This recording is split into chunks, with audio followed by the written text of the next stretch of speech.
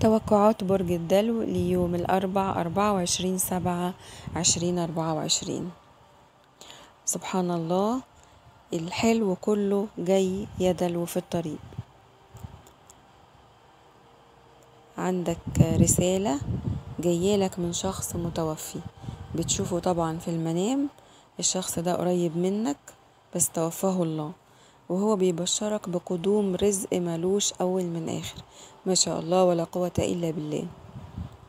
ممكن كمان يكون الرسالة دي فيها خبر هيطمنك في حاجة أو عن حاجة أنت خايف منها من حدوثها يعني، بس الرسالة دي هتطمنك في الحاجة ديت، أنت ما تقلقش يعني منها.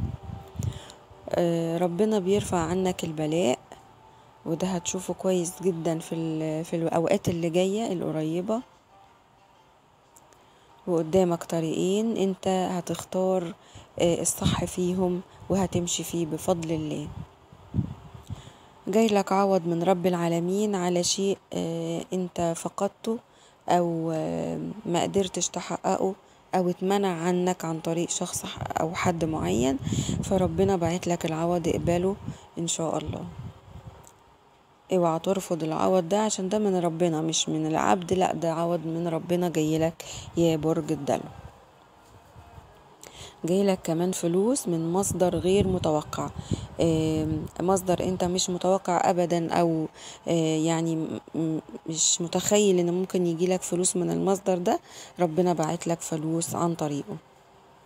زي ما بقولك الحلو كله جاي في الطريق، وفي شخص مكسوف منك لانك اتأكدت من انه بيتلاعب بيك، وهو عارف كل اللي عمله فيك ولسه عنده امل في بداية جديدة معاك.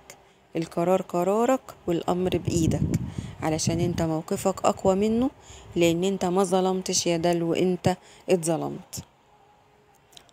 ربنا معاك ويكتب لك الصح والخير.